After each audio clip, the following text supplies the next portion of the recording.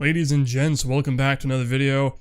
Today I want to just have a nice, short, sweet conversation about SWAT 4 because there probably are some, and I really doubt there are many, but there are probably some of you guys that haven't even heard about this yet. Although, again, very doubtful. But SWAT 4 is now available on GOG.com, Good Old Games, or GOG, or however you want to decide to pronounce it. They're distributing a DRM-free version now that's available for $10 USD. It's the gold edition, and obviously they don't have any master servers set up for multiplayer. You still have to rely on direct connection, like through your IPs, or you can host over LAN, which Game Ranger I've actually experienced in the past playing SWAT 4 co-op with Game Ranger. It was pretty fun. So I also want to just talk about a specific mod a little bit later, but more importantly, what kind of happened recently and why some people seem to be a little bit confused. Because now that GOG is selling SWAT 4, that obviously means they handled the legality side of things, right? They managed to figure out how to obtain the rights to be able to distribute it for a price and do so legally, because they wouldn't otherwise be able to do it. And in fact, they kind of praised that they had the digital exclusivity. That was kind of their thing. They're like, yeah, we're a digital exclusive, like we're the only ones that are able to do this. Like, you won't see it on Steam, you won't see it on Origin, you won't see it anywhere else. It's merely, specifically, a GOG exclusive kind of deal. Now, it's not a terrible thing. I mean, obviously, I would like to see it, expand to like Steam and other available online realtors, just because that way more eyes get to see the game and more people will buy it. But regardless of that, some people are kind of annoyed that the game was being given away for free by, again, you guys probably heard about it in my last video, or I've talked about this in my CTU counterterrorism unit review, where I was talking about SWAT 4 being available on Blue Drake's website. So Blue Drake 42 has a website. He has a whole community. He's a massive YouTuber now. He's grown exponentially. And he essentially was giving the game away for free using their own custom installer. And in my review back then, like months ago, I even talked about how it used their own installer and it was kind of a gray area. It's not exactly legal. Well, technically, if you really want to get very, very accurate and technical, what he was doing and giving away a game like that isn't legal. It really isn't. The problem, though, is that people like to argue that it was Abandon-Ware. And people tend to think Abandon-Ware somehow gives everybody free reign to just start distributing it however the hell they please, because no one's going to enforce it. That could not be more wrong and unethical in every way possible, okay? Just because an IP that was owned by a certain developer that maybe they closed down, or a certain publisher which was closed down or bought out, and a whole bunch of companies were like segregated. So now that no one really owns the IPs, no one knows what the hell's going on. Just because it's Abandon-Ware doesn't give you free reign to just start distributing it freely, okay? The only difference, though, is where it becomes a gray area is that nobody's there to enforce that rule. So you might as well just do it anyway, right?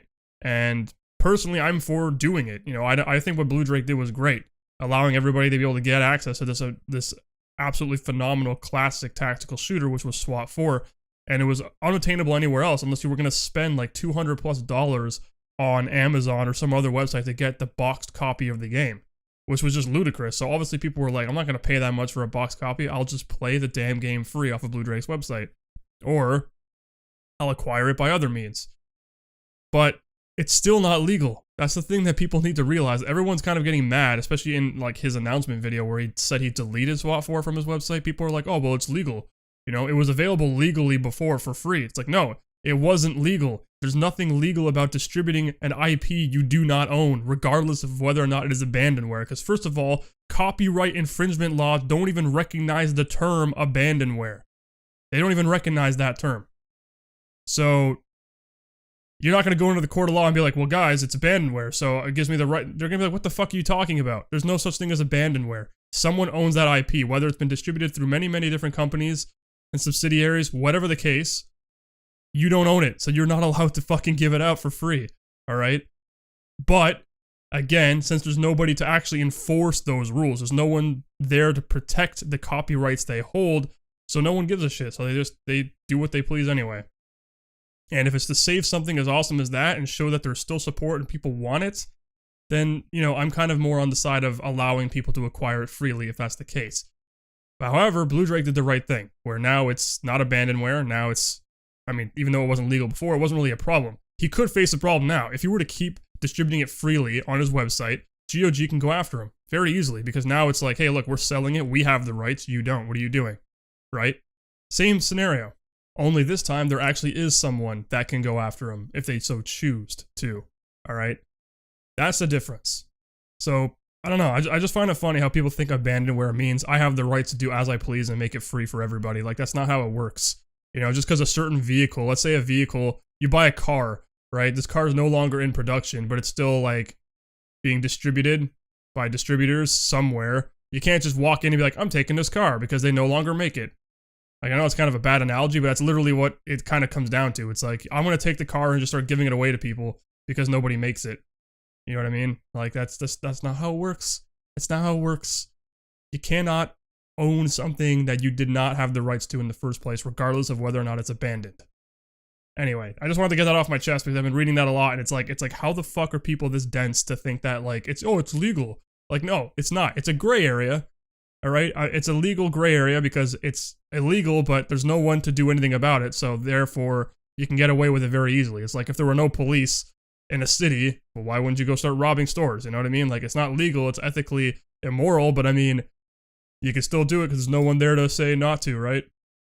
But I mean, generally, a genuine person would obviously be morally upstanding, I suppose, and not do that. But anyway, that's just a whole other thing. It's not even, we're talking about a video game right now. We're talking about SWAT 4. The point is, it's now available. SWAT 4 is awesome, and I would encourage you all to buy it. It's only $10 US or 13 something Canadian or whatever your regional equivalent. I purchased it as soon as I saw it day one, went down there and bought it because like it's an amazing classic game. And there's actually a mod I started playing recently called Elite Force, which kind of like combines everything together into this one package where you can use all of the Stechkov Syndicate, so the expansion pack, all of its features in the main campaign. It kind of combines that all into one game because originally you would have to play either SWAT 4, the original, or the expansion pack in a completely separate launch. So you have to launch one or the other. And if you were playing the Stechkov Syndicate, you couldn't play the original campaign. So this mod kind of puts everything together. So you can use the glow sticks and like you can use armor. You can actually melee attack people, so you don't have to take out pepper spray and keep spraying everyone in the face if they don't, comply. So much easier just to punch them in the face.